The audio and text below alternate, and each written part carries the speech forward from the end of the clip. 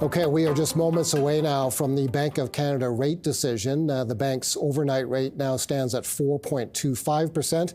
The broad expectation, including our expert guest who's on set with us now, is for a rate cut of 50 basis points, which would take the overnight rate to 3.75%. We're now just seconds away from that decision. The Bank of Canada will also release a monetary policy report today. Here is the number. It is a 50 basis point rate cut. The Bank of Canada has cut its benchmark interest rate by 50 basis points. That's half a percentage point to 3.75%. The bank says that inflation risks are reasonably balanced. Tiff Macklem says that data suggests Canada is now, quote, back to low inflation.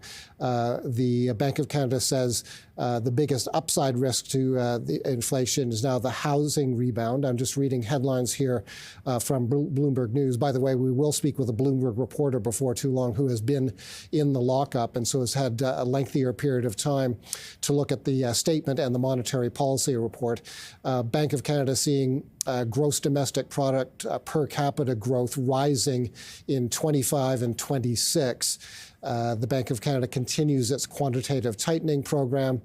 Again, Tiff Macklem saying inflation risks are reasonably balanced. These are all statements, excerpts from the statement. The bank has dropped its benchmark interest rate by 50 basis points, as the bank is clearly now more concerned about sluggish economic growth than it is about inflation. And again, the bank uses the phrase back to low inflation to describe where we are now. Okay, let's bring in our expert guest. Warren Lovely is Chief Rate Strategist at National Bank of Canada. He joins us on set right now.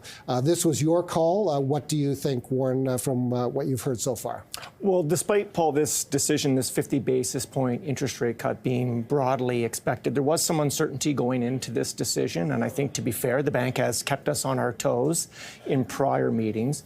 I think this is the right call, to be frank. Look, quite simply, the Canadian economy isn't growing as fast as the Bank of Canada thought it would be, and inflation is lower than they had earlier thought it would be. So it is appropriate to move the policy interest rate lower. There's nothing ordinary about a 50 basis point rate move, so we want to be careful about this, but nor is there anything ordinary about where interest rates were. You said in some of your commentary leading up to this announcement that the bank could, you said in the rate statement and press conference, look for the door to be left open to a similarly sized rate move in December. Now, we're still working our way through the details of the statement. What kind of language, Warren, would signal that type of willingness to cut again by 50 basis points? Well, let's just deal with the reality. The Bank of Canada, just like the U.S. Federal Reserve Board, is data dependent. So I think going into this decision, the data had supported this larger interest rate cut. By the time we get to December, if the data continue to show us growth underperforming, well below potential, inflation risks, maybe again still biased to the downside, then it would be appropriate to move again in a larger increment by December. Now, there's a lot of variables that we need to address and clear before we get to that decision. But in the near term, or in the immediate term here, based on today's decision, this was the right call for an underperforming Canadian economy. So here is some statements from the last paragraph of the press of the announcement, which tends to be the action paragraph. Governing Council decided to reduce the policy rate by 50 basis points. That's what the bank has done today. If the economy evolves broadly in line with our latest forecast, we expect to reduce the policy rate further. However, the timing and pace of further reductions in the policy rate will be guided by incoming information and our assessment of its implications for the inflation outlook. That sounds like what you expected. That the bank that's will the data dependence that I think central bankers have to have. Like, let's be honest, there's a lot of uncertainty, geopolitical uncertainty that we still have to contend with. There are elections, as your prior guest just reminded us, to get through. There's fiscal policy announcements that we could have even in this country that could have some bearing on where the Canadian economy goes. So let's not tie our hands unnecessarily. Let's remain really with an ability to react to conditions on the ground. Conditions on the ground right now do not support a 3.75 overnight policy rate. It should be lower. It will be lower. The pacing and magnitude of those future cuts, again, remains to be seen. That's Warren Lovely. He'll be with us for quite some time this morning as we continue to take a close look at what the Bank of Canada has said and assess its implications. Meanwhile, let's go now to a Bloomberg News reporter who has been in the Bank of Canada lockup and therefore has had a lot more time than Warren and I to look closely at this statement. Lauren Dillon Kane joins us now straight out of the lockup. She's with Bloomberg News in Ottawa.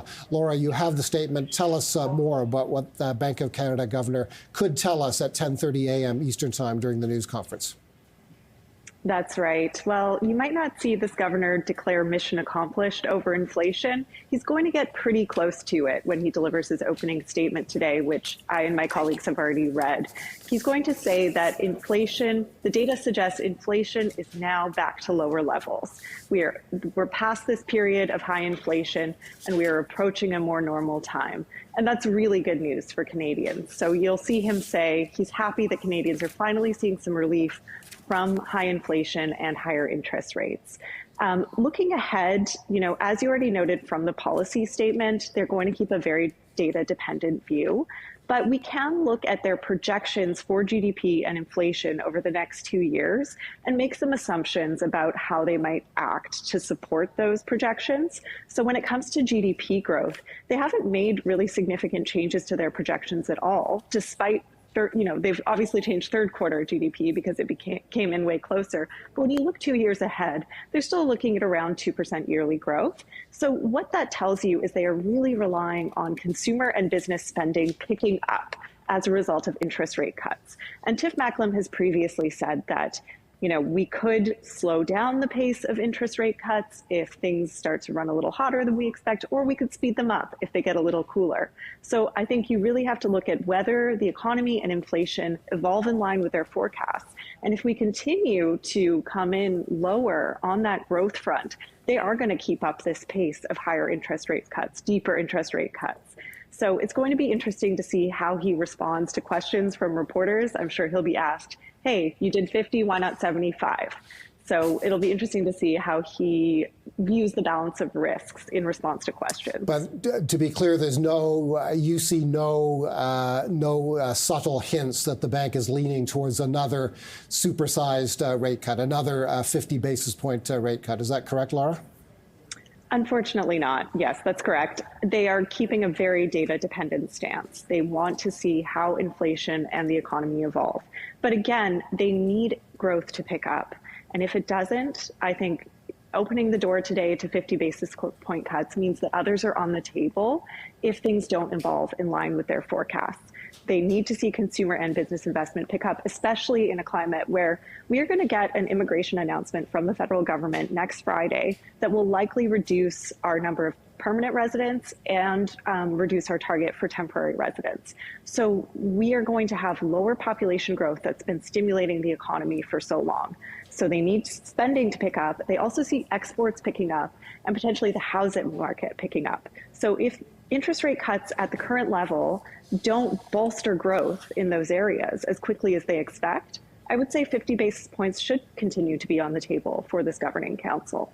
Laura Dillon Kane, thank you so much for the insight. She's Ottawa Bureau Chief at Bloomberg News and was in the lockup today. Warren Lovely, you've had a couple of more minutes to look at the statement and the executive summary of the monetary policy report. What are you seeing and what do you think? Well, I think appropriate and necessary adjustments to the growth forecast and the inflation forecast. And let's be clear, they're both moving in the same direction relative to the bank's prior forecast, and that's lower. Less growth and tamer inflation.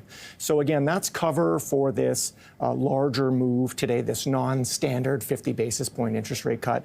Again, I just would emphasize one point here. If the Bank of Canada truly believes that inflation has normalized, that we're now back on a sustained basis into this lower inflation environment, price stability has been achieved, then we don't need 3.75 on the policy interest rate. We need that interest rate to get to normal levels. We're not normalized yet, which is why we should expect further interest rate cuts. Again, the size and the timing is really what we're debating here. In the last inflation report, the number that got most of the attention was 1.6%. That was the headline number. The core inflation number was above 2%, but you think it's just a matter of time before core inflation also hits 2% or less, correct? That's correct. I think we're seeing some really encouraging signs, Paul, in terms of just inflation momentum. We know that all items inflation, that headline inflation that we see in the CPI report, is already below 2. I think it won't be too long, too far off, before we see core inflation measures, the two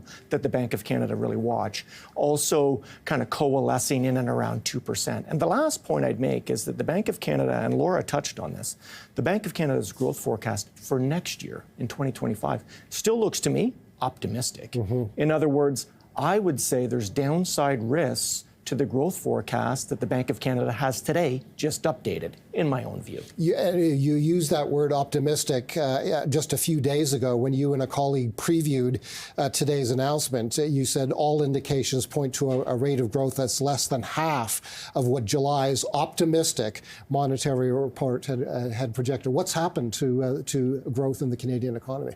Well, look, I won't sit here and criticize the economic forecasters at the Bank of Canada. But from our view, the third quarter growth forecast that we saw in the July NPR was dead on arrival. In other words, never really going to be achieved. So there was almost from day one notable downside risk to the third quarter growth forecast. We've seen that effectively. We haven't confirmed that yet, but that clearly is what the bank is acknowledging today. And as important, perhaps more important, inflation has also surprised the Bank of Canada to the low side. So when you've got growth disappointing and inflation tamer than you thought, why opt for incrementalism? Go for the more aggressive move. I think that's entirely justifiable, defensible, and the right decision for today. So it seems likely that Tiff Macklem and Carolyn Rogers will be asked about the possibility of another 50 basis point rate cut in the near-term future. Setting that fairly obvious question aside, what would you like to ask those two people if you had a chance later today? Well, okay, so I think Laura touched on a few things. I would probably want to ask and understand, what the Bank of Canada is expecting to see to lead to this resurgence in growth beyond just this less restrictive interest rate setting. So, in other words, what are they really going to be looking for? Where do they genuinely see the balance of risks on growth and inflation? The last thing I would probably ask is, and the Bank of Canada never gives us this forecast, but what are they expecting the labor market to do? Where's the unemployment rate likely to head? We had probably a temporary resurgence in job creation last time out. We're fearful that the labor market will continue to underperform. So I would be curious what their bank's thoughts are on conditions in the labor market. That's Warren.